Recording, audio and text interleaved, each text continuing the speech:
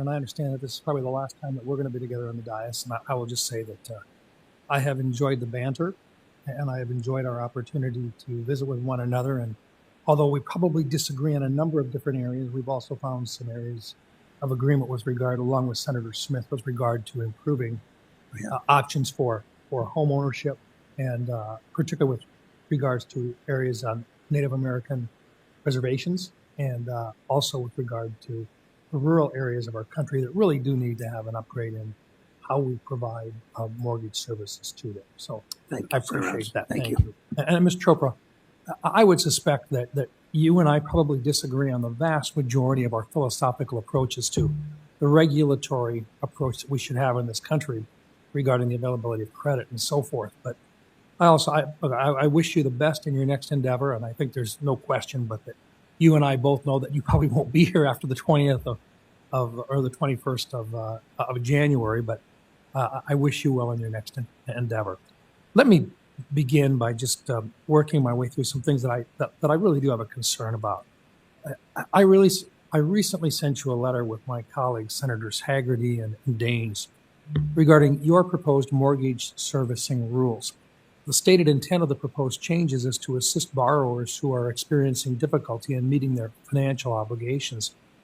Unfortunately, the proposal will actually, I believe, make this process more cumbersome and confusing by offering a variety of options at different times during the loss mitigation review cycle. Confusion causes delay, also causes mistakes and inefficiency.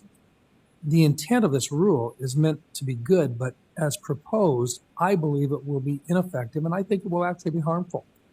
Regarding this proposal, did the CFPB's actions in this area, did they stem primarily from consumer complaints, or is this an initiative driven by internal agency priorities? No, this was actually based on discussions with the mortgage industry. We did a look back during the COVID-19 pandemic at various different ways to create flexibilities in the loan modification process and maybe reduce some of the procedural hurdles to give servicers the ability to modify loans, lower cost to do so, but at the same time, preserve consumer protections. So what we have proposed is really inspired by the learnings from the industry and others about COVID-19 loan mods. I agree with you that and I will share with you that your letter with Senator Haggerty and others highlighted some important issues. It is a very complex way, our mortgage servicing ecosystem. Well, and we do need to find concern. ways to streamline Look, it. Here's what I'm getting at is I really think that when you do this type of a critical rulemaking, I'm really questioning whether or not you had the opportunity or you took the opportunity to really engage with a lot of the stakeholders on this rulemaking. And I'm concerned that a number of them who have been in contact with our offices really don't believe that they were adequately listened to, for lack of a better term, with regard to what the impacts will be. So I bring it up only because I think this is going to be critical in the next couple of weeks as we look at congressional resolutions of disapproval and so forth. And this is an area where I think there could have been some common ground found, but I'm not sure that you were able to do so. I also want to just touch base. I know there's been a lot of discussion here about medical debt. 6 months ago, CFPB proposed a rule prohibiting credit reporting agencies from including medical debt on consumer credit reports.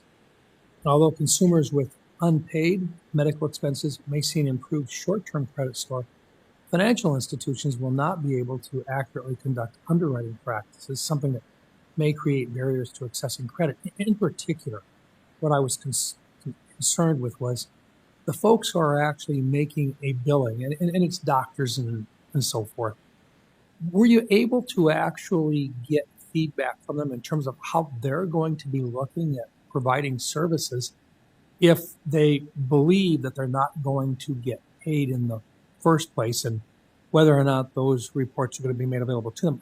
Did you get feedback on that? And what was the sense that you got from these physicians? We did. And in fact, when we looked broadly at different practices within the industry, we actually find that many providers, many facilities do not even engage in credit reporting. I think the question sometimes becomes where, inasmuch that debt is sold or reassigned, there may be firms that are putting information on credit reports that is badly inaccurate. So I think we'll have serious concerns that people are paying debt that they may not even owe in the first place.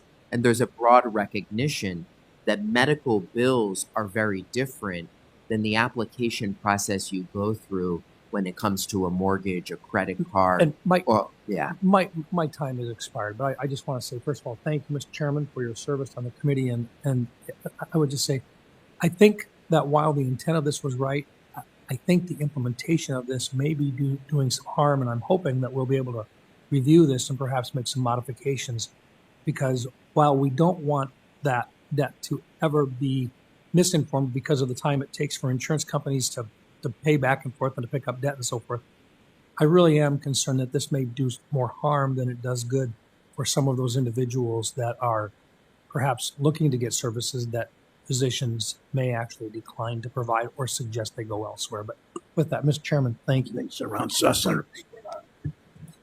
Well, thank you very much, Mr.